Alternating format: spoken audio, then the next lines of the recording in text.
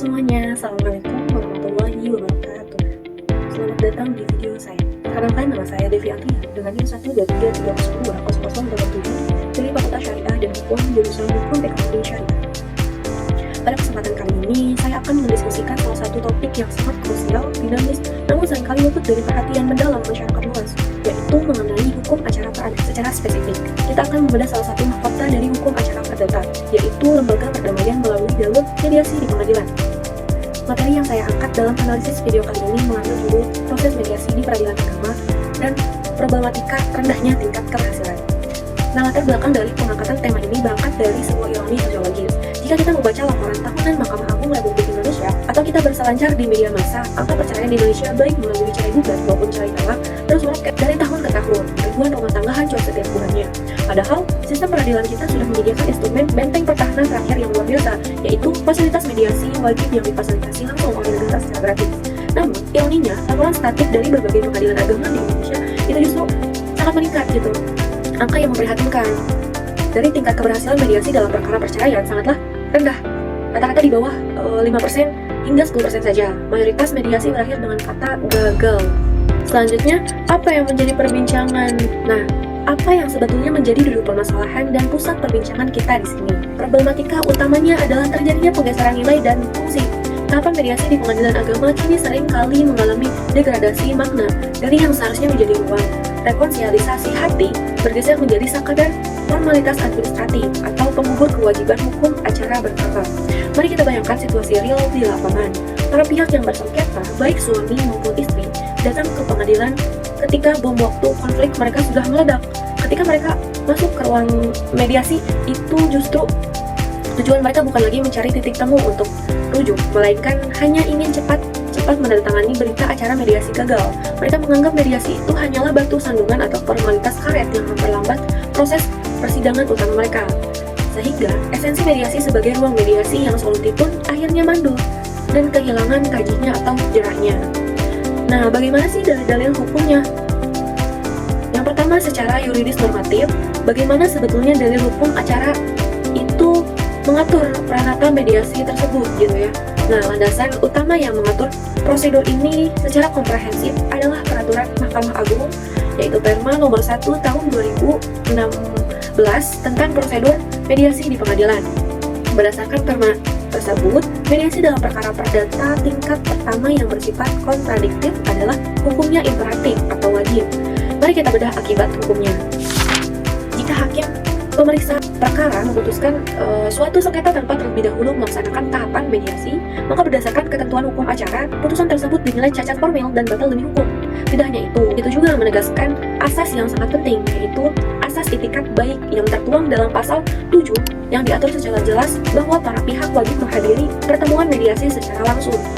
Nah, jika pihak penggugat dinilai oleh mediator tidak beritikat baik, misalnya sengketa tidak hadir 2 kali berturut-turut tanpa alasan yang sah, maka hakim pemeriksa wajib menyatakan gugatan tersebut tidak dapat diterima atau NO.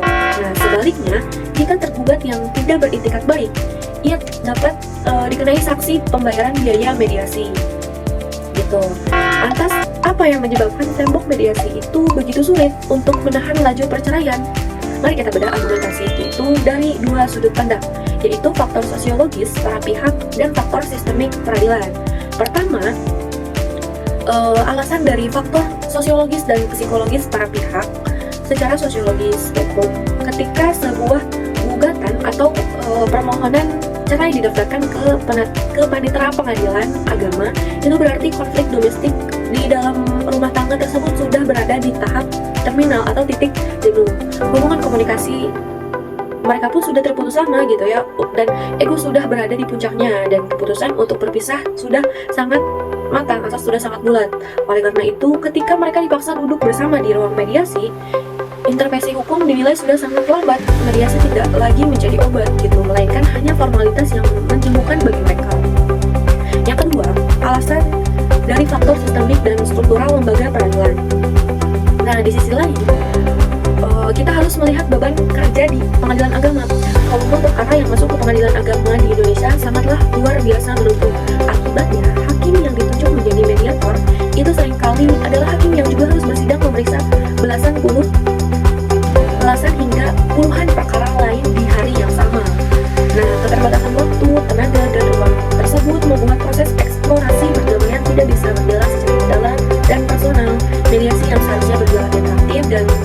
topik akhirnya selesai hanya dalam waktu 1 atau 2 kali pertemuan singkat yang terasa kaku dan formalistik. Nah, solusi yang diharapkan atau yang saya tawarkan melihat dari benak kusuk problematika tersebut. Kita tidak boleh membiarkan lembaga mediasi itu kehilangan marwahnya. Ada beberapa solusi konkret dan aplikatif yang saya harapkan dan tawarkan untuk kedepannya gitu, hukum acara kita itu bisa berjalan dengan seharusnya gitu atau sesuai dengan hukum yang berlaku. Solusi pertama yaitu optimalisasi dan kewajiban mediator non-hakim profesional. Nah, pengadilan agama itu harus mendesentralisasikan peran mediator dengan memperbanyak perlibatan mediator non-hakim dari kalangan eksternal gitu ya, seperti psikolog keluarga, konselor pernikahan, atau tokoh adat dan agama setempat. Mereka itu memiliki perangkat soft skill psikologis dan komunikasi yang jauh lebih mumpuni untuk mengurangi benang kusut konflik emosional melalui pendekatan hukum formal yang kaku.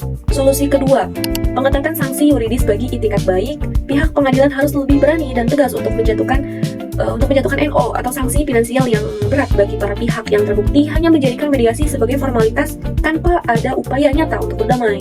Solusi ketiga, transformasi digital melalui e-mediasi, mengoptimalkan mediasi elektronik atau daring secara interaktif. Hal tersebut juga menjadi solusi solutif bagi para pihak yang mengalami hambatan geografis atau hambatan psikologis berat seperti trauma pasca KDRT, sehingga mereka tidak bisa hadir gitu bermediasi dengan aman dan efektif tanpa tekanan fisik. Oke, baik teman-teman, kesimpulannya mediasi itu tidak boleh hanya dianggap sebagai pemanis atau pelengkap derogasi dalam hukum acara perdata. Mediasi harus direvitalisasi, dikuatkan, dan dikembalikan fungsinya sebagai ruh utama penyelesaian sengketa yang berbasis pada keadilan dan kemaslahatan keluarga. Demikian analisis hukum mendalam dari saya mengenai dinamika dan problematika proses mediasi di peradilan agama. Semoga pemaparan ini dapat memberikan sudut pandang dan wawasan baru bagi kita semua. Terima kasih atas perhatiannya. Wassalamualaikum warahmatullahi wabarakatuh.